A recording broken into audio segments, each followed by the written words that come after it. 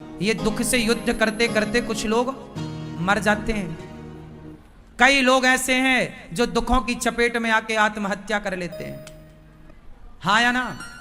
जरा दुख आया, जरा व्यापार में नुकसान हुआ, जरा घाटा हुआ, कई लोग आत्महत्या कर लेते हैं। बोलो हाँ नहीं? कुछ लोग फांसी लगा लेते हैं, ट्रेन के नीचे, तो कोई पानी में कूद जाना, आग, सब कुछ आप जानते हैं। कितने लोग डिप्रेशन में आके मर जाते हैं, नहीं आते? आपने रोज आए दिन ये खबर हम लोग सुनते हैं। ये लड़का लड़की परीक्षा में कम नंबर आते हैं तो कुछ बच्चे फांसी लगा लेते हैं। ये आप तो हर साल परिणाम आते समय आप सुन लेते हैं कहीं ना कहीं ये घटनाएं। क्यों भाई? दुख किसके जीवन में नहीं था या नहीं है? आप में से कितनों के जीवन में दुख है, जरा बताओ। सबके जीवन में दुख है और हम सब दुख से लड़ाई कर रहे हैं। अब बात इतनी है कि या तो हम जीत जाएं या तो हम हार जाएं। जिसके पास कृष्ण जैसा मार्गदर्शक होगा वो कभी हार नहीं सकता। यदि जीवन की लड़ाई में आपको जीतना है तो कृष्ण का मार्गदर्शन गीता वो ले लो। कथा सुनो। आज का यूथ कमजोर है। आज का नौजवान लड़का लड़कियां बोलो कमजोर हैं। बाहर से दिख तो रहे हैं, भीतर से बहुत कमजोर हैं। इतने कमजोर हैं कि जरा नंबर कम आने पर लड़का लड़कियां मर जाते हैं, आत्महत्या कर लेते हैं। किसी लड़की ने छोड़ दिया तो कुछ लड़के उसके प्रेम में मर जाते हैं कि हम जी तेरे से प्यार करते थे, अब तो हम लैला मजनू बनेंगे, मर गए। कमजोर हैं ये लोग। इनके जीवन में जरा दुख आया तो ये हार गए। आत्महत्या करने वाला क्यों आत्महत्या करता है? उत्तर दो जोर से मेरी मां। क्यों आत्महत्या करने वाला क्यों आत्महत्या करता है? बताओ बेटा। क्यों? क्यों? क्योंकि वो कमजोर है। क्योंकि वो जोर से। आप अपने बच्चों को मजबूत बनाओ। अपने बच्चों को यह भी पढ़ाओ कि बेटा दुख आए तो हिम्मत नहीं हारना, डट के सामना करना। आओ संकट आओ, मुसीबत आओ, हम लड़ेंगे। भागेंगे क्यों? आत्महत्या क्यों करें? लड़ेंगे क्यों जी? बात क्या कहते हो? क्या समझ में आया? सुदामा तो इतने दुखी थे बेचारे, 4 दिन चूल्हा नहीं जलता था, बच्चे भूख से तड़पते थे। लेकिन सुदामा ने तो हालातों से लड़ना सीखा ना। और आप लोगों पर जरा संकट आता है, आप तय हो जाते हो, डिप्रेशन में चले जाते हो, डिप्रेशन की दवाइयां खाने लग जाते हो। थोड़ा तो मजबूत बनो ना मेरी माँ, थोड़ा तो मजबूत बनाओ लड़कों को, अपने स्वामी को, अपने पति को, पत्नी को, बच्चों को, सबको। ये बात सही है या गलत है कि आज का इंसान कमजोर है? दुखों से ज्यादा देर दो हाथ होए ना तो टिक नहीं पाता। क्यों? ये बात सही है।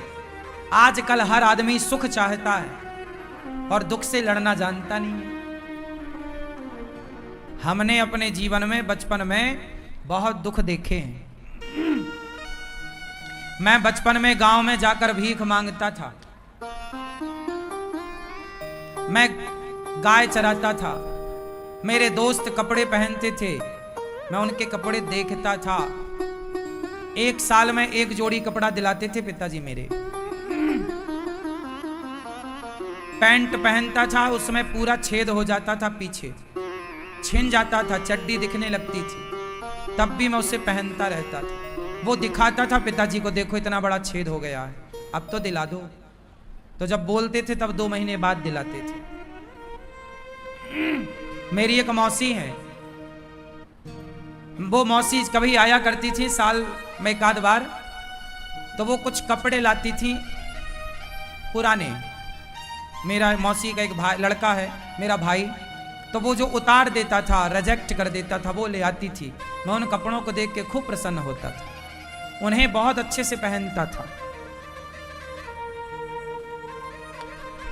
इस हाल से, इस हालातों से गुजरे हैं, 1-1 रुपए के लिए तड़पे और तरसे हैं।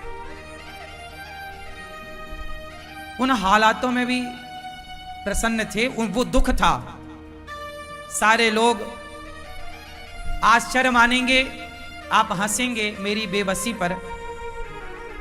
मुझे याद है आज भी, मेरे गांव के सारे लड़के पैंट शर्ट पहनते थे और मैं एक लौता था जो चड्डी पहने के उनके बीच में बैठता था। एक बनियान और चड्डी,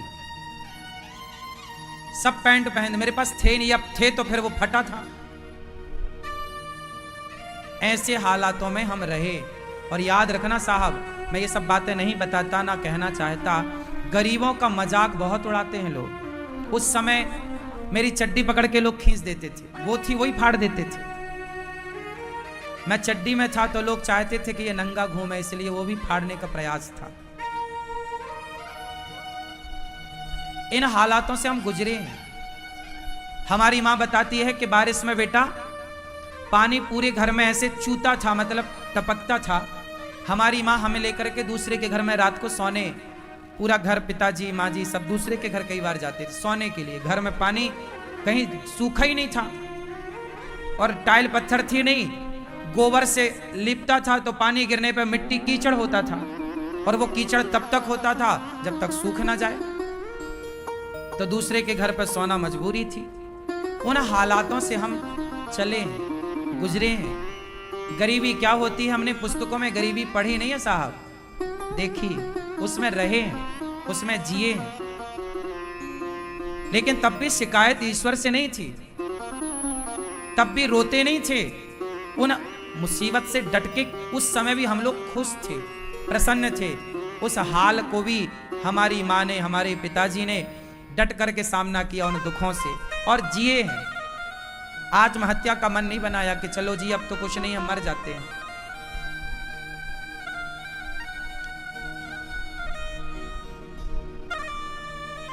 इस तरह हाल था। मैं आपको एक वाक्य आज पहली बार आपको बताऊं। मैं बहुत छोटा था। हमारे गांव में जब कोई मरता था ना तो उसको जलाने के लिए लकड़ियां गांव भर के लोग चंदा करके जुटाते थे। ये परंपरा रही है पहले कि जब कोई मर जाता था तो सब लोग ना अपने घर के बाहर दो दो लकड़ी मोटी मोटी रख दिया करते थे, तो वो ले जाया करते थे और चिता पे फिर उसको जलाते थे। मतलब इस तरह आलम था कि जब कोई मरता था तो उसको जलाने के लिए लकड़ियों का भी चंदा होता था, मतलब सबसे मांगी जाती थी। एक बार की बात है, मैं गाय चरा के लौटा था, शाम को 5 बज रहे होंगे, 6 बज रहे हो। मैं बहुत पुरानी बात है ये, जब मैं बहुत छोटा था। ये तब की बातें हैं जब मेरी आयु 13-14 साल की थी। एक दिन मेरी माँ ने अचानक मेरे से एक बात कह दी। एक दिन मेरी माँ ने कहा, मैं आया था गैया लेके, गैयों के पास खड़ा था, बांध रहा था उन्हें, तभी कोई गांव में मरा होगा तो लोग लकड़ियां देते हैं। तो मेरी माँ ने मेरे से बोला कि बेटा मैं मर जाऊं तो तुम गांव भर से लकड़ियां इकट्ठी मत करना। ये मेरी माँ ने बोला। मतलब मेरी माँ को इस बात का डर था कि हम लोग इतने गरीब हैं कि हम लोगों के पास तो मर जाएं तो लकड़ी भी नहीं है जलाने के लिए, चिता जलाने के लिए। इस तरह की गरीबी से गुजरा हूं मैं। मेरी माँ ने ये बात कहा तो मैं माँ की ओर देख के मुस्कुरा दिया था, मैंने कोई जवाब नहीं दिया था। तब क्या कहता मैं तो खुद भी बच्चा था। लेकिन हर माँ बाप के एक सपने होते हैं। ये बच्चे आजकल जो लड़का लड़कियों में उलझ जाते हैं, अपना जीवन बिगाड़ लेते हैं, ये समझते नहीं है कि एक संतान के प्रति माँ बाप का कितना सपना, एक अरमान होता है, कितने सपने होते हैं माँ बाप के, और माँ बाप के उन सपनों को पूरा करने के लिए हमारा जीवन होता है, माँ बाप की सेवा करने के लिए होता है। तो मैं आपको ये बातें सिर्फ इसलिए बता रहा था कि आप लोग शायद इस दुख से ना गुजरे हों। मैं गुजरा हूं इन दुखों से, लेकिन हम लोगों ने उन दुखों को लड़ करके उन दुखों से विजय पाई है। आज आपको ये सब दिखता है, व्यक्ति की कामयाबी खूब दिखती है लोगों को, लेकिन व्यक्ति के पीछे का संघर्ष कभी नहीं नजर आता, ना कभी कोई देख सकता, ना कोई देखना चाहता। उस दौर को जब हम याद करते हैं, एक तो याद नहीं करते, वो तो प्रसंगवश आपसे हमने आज पहली बार ये बात कह दी। हमारे यहाँ साधु संत जब गांव में आते थे ना, तो मेरी आदत थी मैं संतों को पकड़ के घर ले आया करता था। एक दिन मैं 8 संतों को घर ले आया। माँ ने कहा कि बेटा, उस समय 11 से 12 बज रहे थे, 11-12 का बीच, और उस समय हम लोग घर में सब खा चुके थे। गांव में सुबह का भोजन 10 बजे हो जाता है, तो हम लोग सब खा चुके थे। और जब खा लिए तो संत आए 8-10, मैं ले आया पकड़ के गांव से। गांव में संत आए, बोले भैया भोजन मिलेगा कहीं? मैंने कहा हमारे घर चलो। मैं ले आया। माँ ने कहा कि बेटा संत आ गए, तुम पूछ तो लेते, भोजन नहीं है, सब खत्म हो गया। 2-4 रोटी बची रही होंगी, अब खाने के बाद कितना बचता है, जरा सा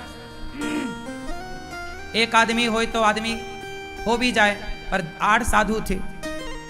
तो मैं तुरंत मांगने चला गया। सोचिए, ये था कि द्वार पे कोई आ जाए ना तो तुरंत मांगने जाना पड़ता था। तो मैं पास के पड़ोस में मौसी के घर, मौसी मतलब गांव में जितनी होती हैं ना, वो बुआ होती हैं या मौसी होती हैं या चाची होती, गांव में यही परंपरा है।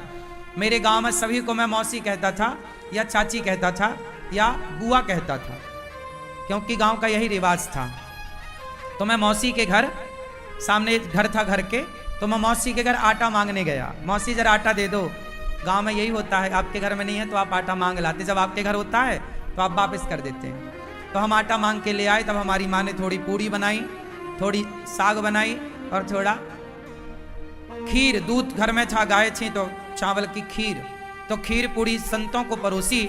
और जब संत भोजन कर रहे थे ना, तो मेरे मन में एक सपना चल रहा था कि मैं बड़ा होऊंगा तो कभी ऐसी सेवा करूंगा कि कोई भी संत आए अन्न क्षेत्र लगाऊंगा, ताकि कोई भी आओ सबको पेट भर भोजन मिले। ये तब की बात जब मैं 14 साल का था, जब मैं दूसरों के घर से आटा मांग कर सेवा करता था। तब की ये उम्मीदें थी मन में, भाव थे कि कोई संत आएगा तो भोजन कराऊंगा। ऐसा मेरे मन में एक सपना था। मेरे को भोजन कराने का बड़ा शौक था बचपन से। लड़कों को आजकल ना गाड़ी चलाने का शौक है, किसी को मोबाइल का शौक है, किसी को घर बंगला बनाने का शौक है। मुझे सेवा का शौक था बचपन से कि अन्न कोई आए सबको भोजन। मैं जब किसी को भोजन करते हुए देखता हूं ना, बड़ी शांति मिलती है कि चलो ये आप खा रहे हैं, देखते रहो बस। लोगों को खाते हुए देखना अच्छा लगता है। इसलिए गौरी गोपाल में मेरे उस बचपन के सपने को मेरे भगवान ने पूरा किया। देखिए मेरी क्या औकात है कि मैं पूरा करूं। आज गौरी गोपाल आश्रम में हजारों संत रोज भोजन करते हैं, और कोई भी आता सबको पेट भर भोजन मिलता है। बताओ, मैं सपने देख ही तो सकता था, मेरी काबिलियत तो नहीं है कि मैं पूरा कर लूं। हम तो ठहरे भिखारी। क्या औकात थी हमारी, क्या औकात है हमारी, क्या हैसियत है। लेकिन कहते हैं ना, विश्वास रखिए भगवान पर। देर लगती है ईश्वर के घर, अंधेर नहीं है साहब। ईश्वर के घर देर है, अंधेर नहीं है। वो सबके दिन देख रहे हैं, वो सबके दिन देख रहे हैं। आज बुरा है तो कल अच्छा भी होगा, और आज अच्छा है तो घमंड ना करिए, सबकी भलाई करिए तो और अच्छा होगा। पर यदि आपने रुतबा दिखाया जरा धन दौलत का, तो पलटते देर नहीं लगती साहब। मैंने कितने करोड़पतियों को रोडपति बनते देखा है इन्हीं आंखों से। मेरी आयु 33 साल है साहब, मेरी माँ, लेकिन इस कम उम्र में भी मैंने जितना संसार देखा है, शायद आज का यूथ, आज का बच्चा इतना नहीं देख पाएगा। जो जितना संघर्ष करता है ना, वो उतना मजबूत होता है। संसार का कोई भी दुख मुझे पराजित नहीं कर सकता, क्योंकि मैंने इतना दुख देख चुका हूं कि अब उसके सामने कोई दुख है ही नहीं है। इसलिए दुखों से अगर चोट खाई ना होती तो कन्हैया तेरी याद हमें आई ना होती। आज प्रभु याद हैं तो शायद इसलिए कि दुखों से गुजरे हैं। इसलिए भगवान करें आप कभी दुखी ना हो, आपकी कभी स्थिति प्रतिकूल ना हो। भगवान आप सबको धन धान्य से भरें। लेकिन एक बात कहूं, कभी धन का घमंड ना करना साहब। 4 पैसे हैं तो ईश्वर ने कृपा करके आपको दिए, समाज की सेवा के लिए, दीन दुखियों की सेवा के लिए, घमंड के लिए नहीं दिए। घमंड तो रावण का नहीं चला जिसकी लंका सोने की थी, तुम्हारे घर तो माटी के है ना। मेरा मन कर रहा मैं थोड़ा रो लूं, पर अभी समय नहीं है रोने का, फिर कभी रोएंगे, है ना।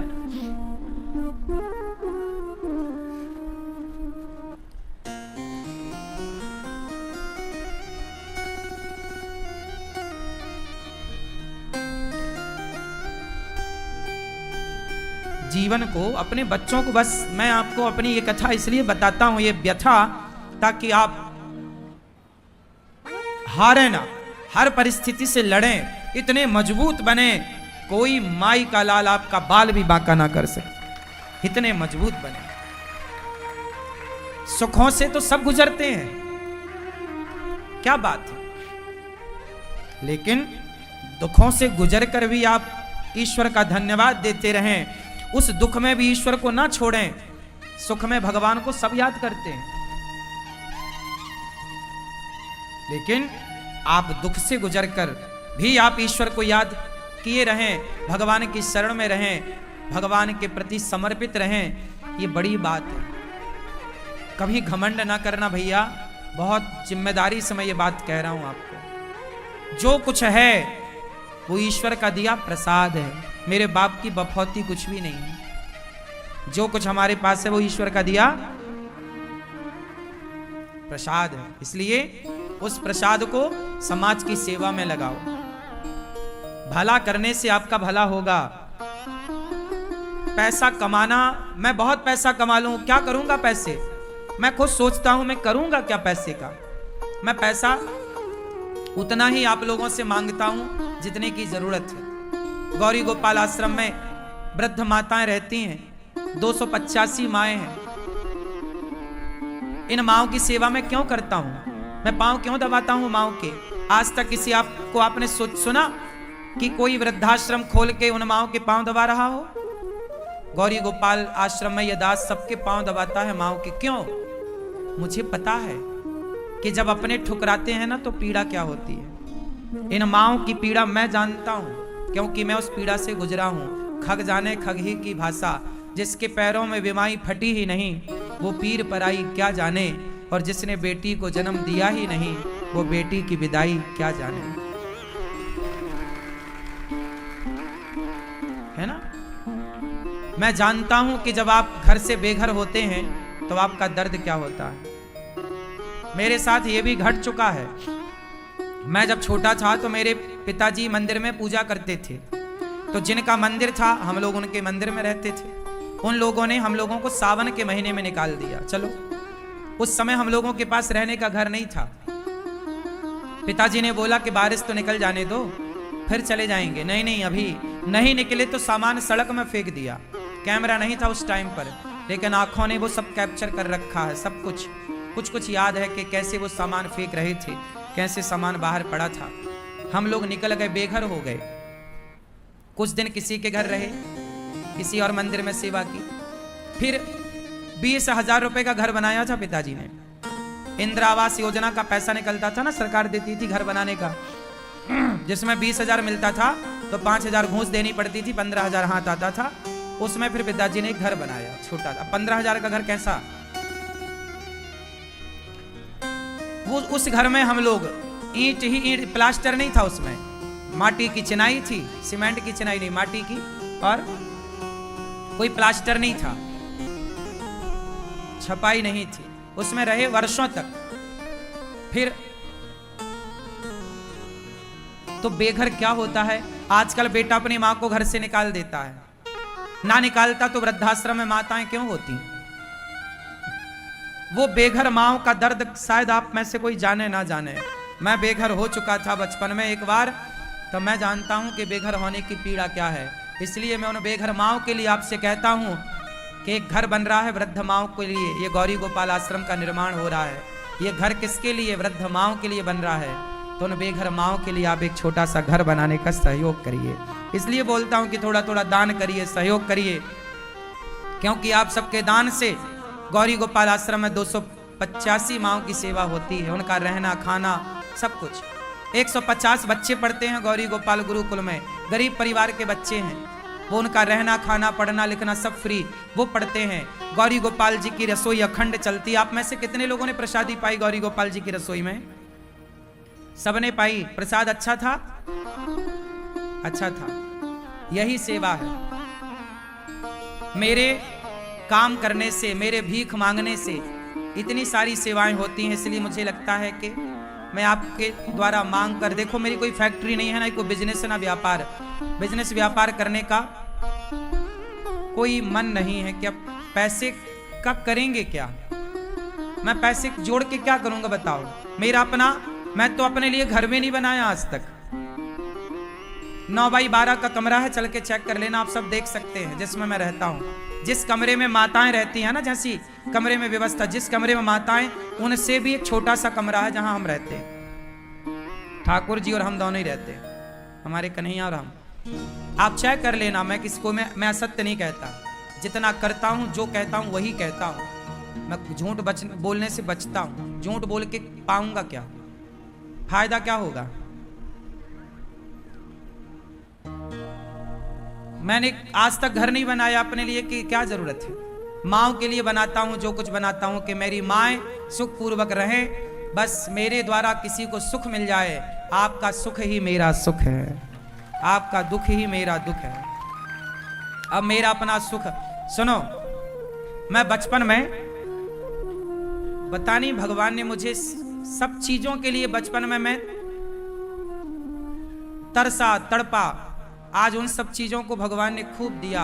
जीवन के 2 पहलू होते हैं। शुरुआत में यदि आपको दुख मिला है ना, तो अंत में आपको सुख मिलेगा, और शुरुआती में आपको सुख मिला है तो अंत में दुख मिलेगा। यही है जीवन का सिद्धांत। मैं पढ़ने जाता था दूसरे गांव, तो एक बार मुझे समोसा खाने का मन हुआ। समोसा 1.5 रुपए का आता था उस टाइम पे, मेरे टाइम पर 1.5 रुपए का एक समोसा। वो मेरे पास 1 रुपए था। मैंने मांगा कि भाई साहब एक समोसा देना, तो उसने बोला 1.5 रुपए लाओ। मैंने कहा 1 रुपए का दे दो, मना कर दिया उसने, समोसा नहीं दिया उसने। मैं जिद किया तो उसने मेरे को हाथ पकड़ के बाहर कर दिया दुकान से, चल।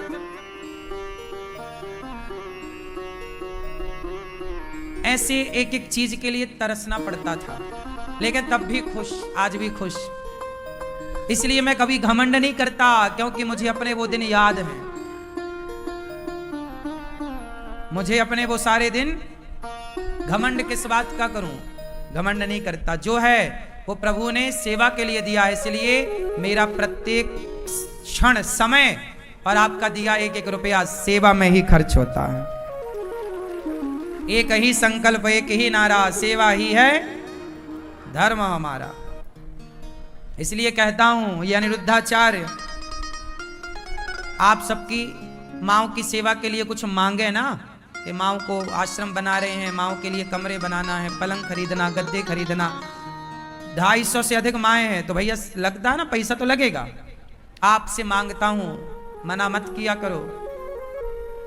कोई मैं अपने लिए नहीं मांगता। आपका धन जब सेवा में लगेगा तो आपको वह धन कई गुना बढ़कर ही वापस मिलेगा। मैं गांव में जब भीख मांगता था ना, तो जिनके घर में भीख मांगता था, आज वो लोग बड़े खुश हैं। आज वो सबसे कहते हैं खुशी से, मुझे गांव में लोग, मेरा नाम गांव का अन्नू है। क्या नाम है मेरा गांव का? ANNU, अन्नू। तो गांव के लोग आज भी हमारे खुशी से बताते हैं कि अन्नू पंडित जी हमारे यहां भिक्षा मांगने आते थे। तो आज भी मैं जिन जिन के यहां भिक्षा मांगने गया, सच बताऊं आज वो सब संपन्न है। भगवान की खूब कृपा है। जब आप देते हैं तो भगवान आपको भी भर भर के देते हैं। और मैं अपने गांव के लोगों का बहुत ऋणी हूं, सदा ऋणी रहूंगा कि उन लोगों ने मेरी झोली में भिक्षा दी, क्योंकि वो ना देते तो हम भूखे ही रहते। इसलिए मैं एहसान नहीं भूलता। मैं हर उस व्यक्ति का एहसान मानता हूं जो मुझे एक मुट्ठी चावल भी कभी दिया था भीख में। नमक के 4 ढेले भी किसी ने दिए होंगे तो मैं उसका धन्यवाद ही करता हूं। इसलिए